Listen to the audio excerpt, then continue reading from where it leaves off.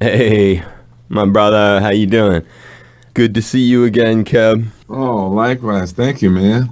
First and foremost, huge mahalo and an aloha. Welcome back to the show, Keb. Great to have you here with us. Nice to be back, Mr. Lawrence. And it was 2019 that we had my brother last on the show with us when he played. Same venue. He's back at the Blue Note Hawaii tonight through Sunday. And you know what's cool is you're part of this Off the Road series we've been doing, Keb. It began at the start of the pandemic. It's continued since then and comes up on 2 years in April. It's going to be our 2 year anniversary. And we've been asking everyone if they had any dramatic or interesting stories about how their lives were affected professionally and or personally when the pandemic first began. So if you can kind of recall anything happened during those wild first days at the start of 2020 or any time since that stands out to you as an intense story or experience you went through during the pandemic.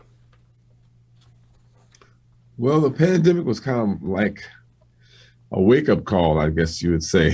The first thing I witnessed when the pandemic started, and they start saying, well, it's going to be about 3 months, or this virus is going around, and we're all going, okay, what's this? Here it is, this pandemic that has been spoken of for years. Here it is, and I just first of all I said like, okay, maybe this is over. Maybe this is that thing that's going to keep me off the road. This might be the thing that might allow me to not make a living. But then at the same time, I was really okay with it because it was like, oh, I get to stay home. And then I started, and I realized how unprepared I was for For that.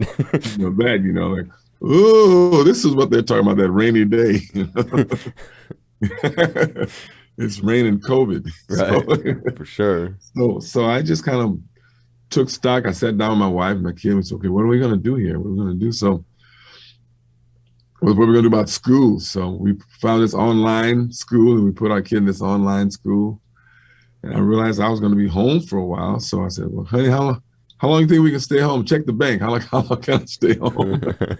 That's a real consideration too for musicians because they really Okay, so depend I'm on it. thinking, there's never any problem in the present, moment. It's always you're looking at the future, Right.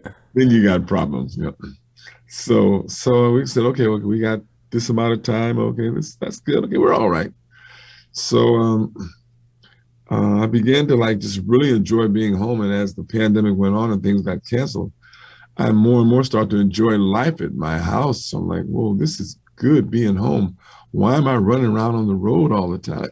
Right. Oh, to make a living. But I love it. So I'm not really working, so I can't really say but it just, I forgot about the treasure I had at home, or I just maybe had like taken it for granted a little bit, and so I just really got into, but I just jumped into the pandemic, both feet, masks and all, got vaccinated when the vaccinator came out, wrote a song and recorded it with the Old Crow Medicine Show called Medicine Man, and I got some gigs on them.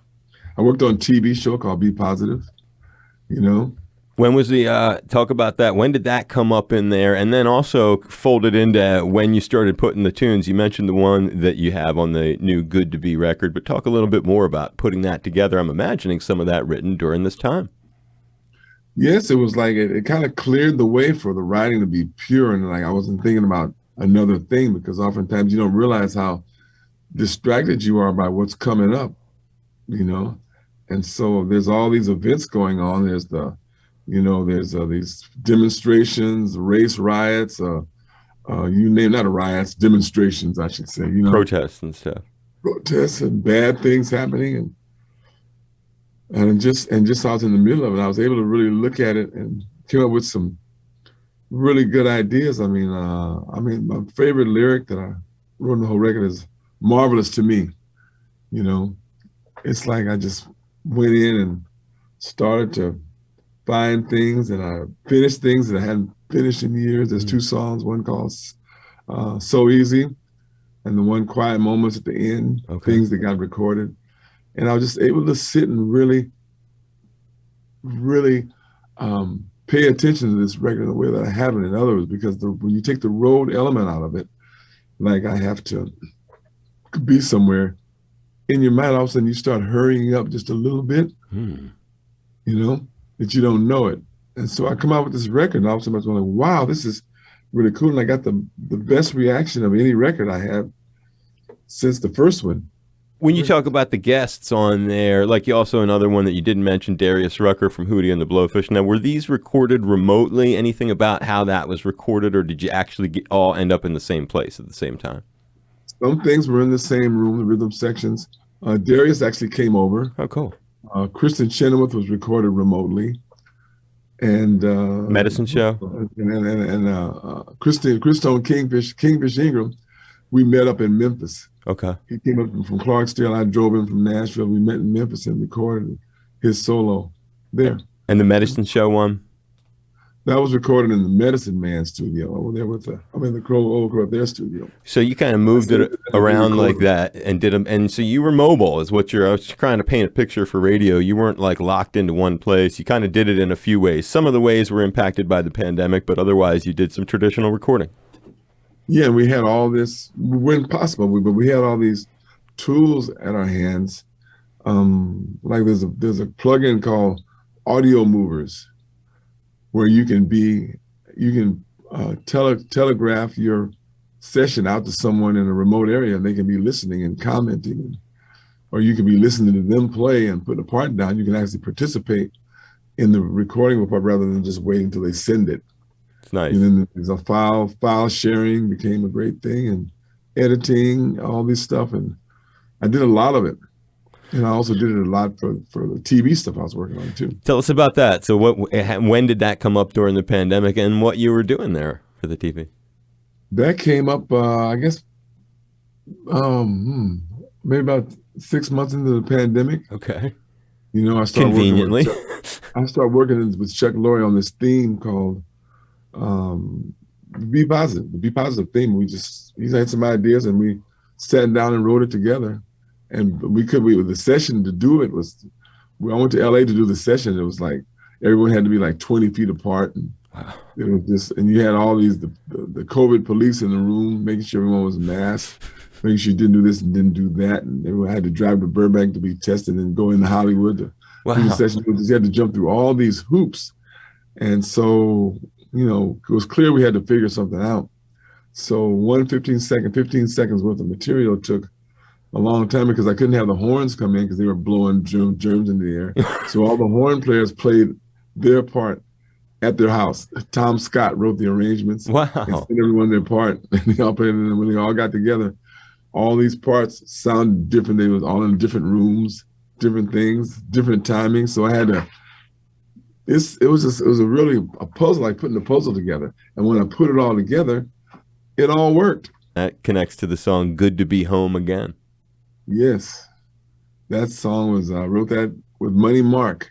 And I was at house and we did it remotely. He was in another part of LA and we were just doing it on a Zoom call. And about over 3 days, we're just hanging out, writing it. Because we didn't know each other that well. So we hung out a lot, talking about LA in the 60s and in the 70s and what it was like to grow up in there, in Compton, the Compton, Gardena area, you know, and it was just fun. And then we put the song together and it was so real, and it involved the Compton Cowboys in the video, and it just became this really cool thing. And who are the Compton Cowboys? And then talk about your home and how that factors into it.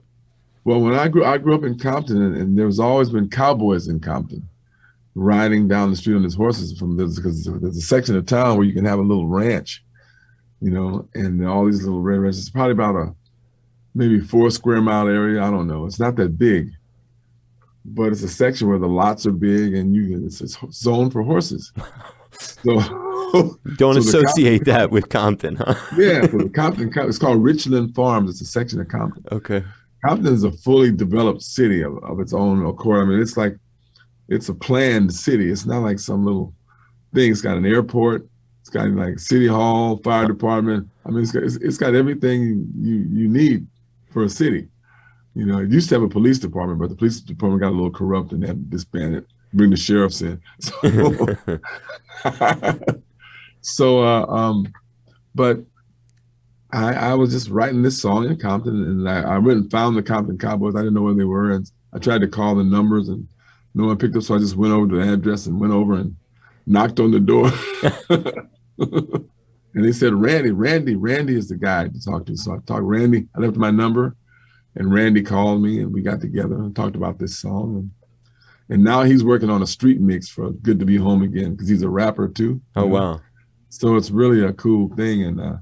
And I just enjoyed being back in Compton so much. I remember the first time of being there, and after the house, while we were working on the house, and just like old times, somebody would ride down the street on a horse. How wild. Definitely not what people would assume. And the buying the house again, right? Isn't that an interesting part of the story, and doesn't that refer to the title? Kind of explain to folks how that happened. Well, my mom was in her last days, and we were working on everything and getting her business in order, and I asked my sister, who was the executive, I said, could I buy the house? We grew up, could I buy the house? Because it was going to be sold in the, with all her stuff in the estate. So that's what. Well, it'd be great if someone in the family had it. So I bought it from the family, and fixed up. It had been a rental property for the last 40 years, so it was in pretty rough shape, So we gutted it down to the studs and remodeled it.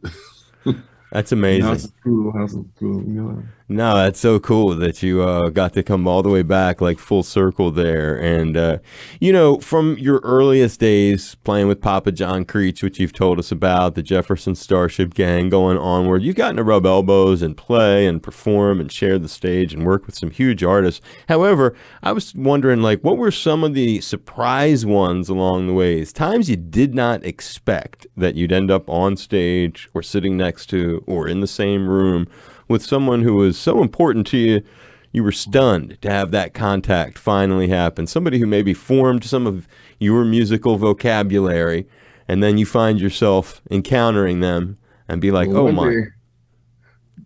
I got a call when I was, I hadn't been long in Nashville, and I got a call from Joe Walsh. When was this exactly?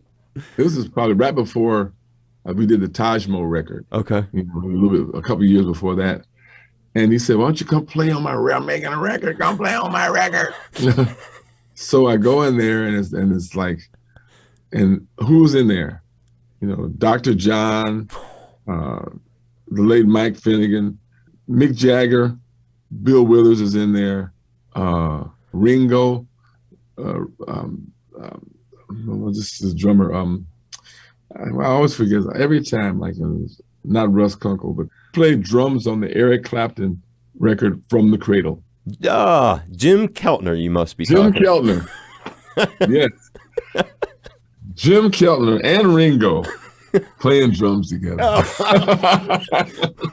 Oh, and on the bass was Tal Wilkenfeld. He's with Jeff Beck recently. Yeah. It was whoa. Anyway, so I was in there, and I'm just, wow, look at all these folks. When Bill Withers came over, I was like, holy crap. I'm sitting there with Bill Withers, Mick Jagger, and Ringo. And so when you walk in the room, are they all in the room when you got there? They kind of dripped in. They kind of all dribbled in. So I can see what you mean by how that could have been you go expecting to do this thing with Joe Walsh, and it's just like one cat after another. Yeah, and Joe Walsh. Right. And you guys all end up playing together, or you just yeah, man. And we started writing some stuff and started just hanging out and creating, and it was just really, really, really, really cool. I'm gonna tell you. Whoa, man! And had you ever encountered Ringo before? No. Or Mick Jagger? No, I think I encountered Ringo before. Yeah, Mick Jagger. I encountered him later because he came to the White House. I got to be at the White House with him. Tell that story.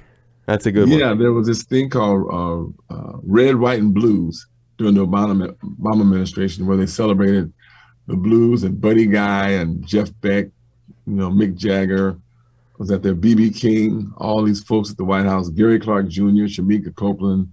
It's a who's who of incredible blues folks at the White House. And we got pictures with Mick Jagger.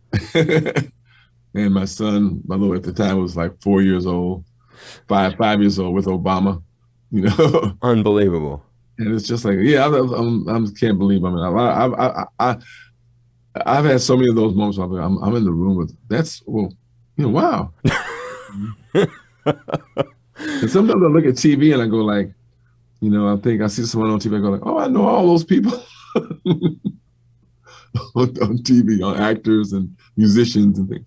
Oh, I know it's Martin Scorsese. Oh, yeah, man, I know him. I've talked with him before, and just it gets crazy. It gets crazy, and but it's kind of fun. I'm kind of like a Gurmy fan too. I have to hold back because I'm a little, intense. It must have been pretty intense for you when you were on Sesame Street working with Kermit, Grover, Elmo. Oh man, now that see you pull one out there that like that's probably still the best one, and still I think I discovered who's got the best job in the world, and it's the puppeteers on Sesame Street. Talk about a bunch of fun, crazy people to work with, interesting people, and everyone that says all the puppet people, they're puppets. They all look like they're puppets. The people that actually Oh, they were doing it. Yeah, it's like they kind of it's God. Yeah, I'm sitting. You're sitting on the table because you're sitting on the table, all the puppets around you, but you can see all the people under the table. Oh wow! Kind of go under there, doing the moves with their hands. Yeah, they're silly. They're all in there like a bunch of kindergartners just having a ball. I mean, they're grown-ups, but I mean, it's just the most playful thing I've ever been around. Puppeteers. No doubt. You get your picture with Kermit? I did not. I did not. I was too overwhelmed. I just took the moment in. There you go. I took in the moment, but I remember it. It's etched in my mind.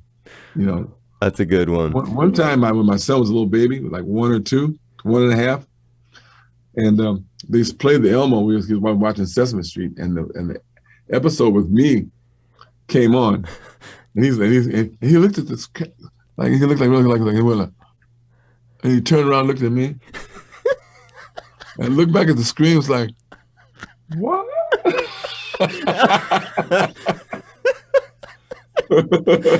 That's a great one. That's a great one to wrap it up with. Too young to really explain like that.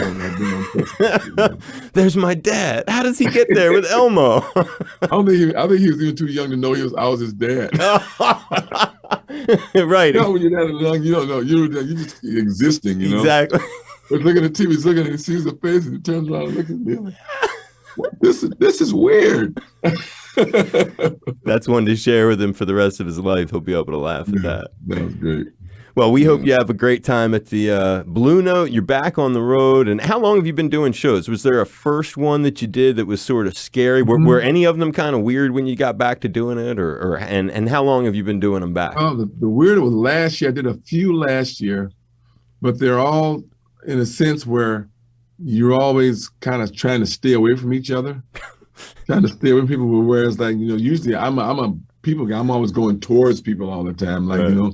And for me, we're going like, trying to act like I'm not around, and just really trying to like limit the risk of catching COVID. Yeah, you got your mask on, and people want to talk, they want to hug, they want to like get a picture with you, and you're always being real careful, and it's just everything against my instincts to do that, Is it still like that? We have to protect the tour. Sure. Because if anyone gets sick, that's right. We're toast. Yep. One person, because we're kind of like a lean and mean crew, and if one person catches it, we don't know, it's bad. Yeah, even the bigger bands. My buddy's a tour manager for Hailstorm, and they were out on a road with Evanescence, and just one person in one of those bands' crews got it, and the entire tour had to be blown out in arenas. Yeah. So I know what you mean. Yeah. We have to be careful. It's a huge inconvenience. Yeah. To the fans and to the promoters, and like we're playing gigs that have been like booked rebooked twice, Right. Exactly. Third time's been rebooked. Yeah. We all thought it was going to be over in about like, a month. And it's not. Yeah, we had the guy John Lodge from the Moody Blues on. He was saying, "I'm still celebrating the 50th anniversary of the Isle of Wight for the third year in a row, trying to do this." So I know what you're saying. I hope the gigs are good. It's Keb Mo, and the new record is "Good to Be," the great song "Good to Be Home Again." He was telling us about his fun times there in Compton and fun times here on our Off the Road series. You have fun today? It's great having you back on, my brother. I had a lot of fun today, man. I'm just really just great talking to you. And I'm really looking forward to coming to Honolulu and going to, I got my gym that I go there too. I forgot where. Well, be careful. Have a safe trip. And no, we're so grateful for you to be part of the show again, my man. Thank you so much. All right. Aloha, it's Keb Mo. I'm back on HPR. By the way, did you catch me on the Off the Road series? I had a whole lot of fun hanging with my friend Dave Lawrence. But folks, you know you're tuned to a nonprofit station. So please do the right thing. Send in something. No amount's too small, no amount's too large. Mahalo. Thank you, brother. I'm giving you a big hug. That's huge and sounds great. Great to hear your voice. And you're sounding good. You're looking good. And thank God you're safe. You know, I am as safe as I can, safe as any of us can be. Right. Yeah. No doubt with the world we're living in every day. Thank you so much. All right. Be safe, All brother. right. Take care, Till Kev. next time. Aloha. Bye-bye.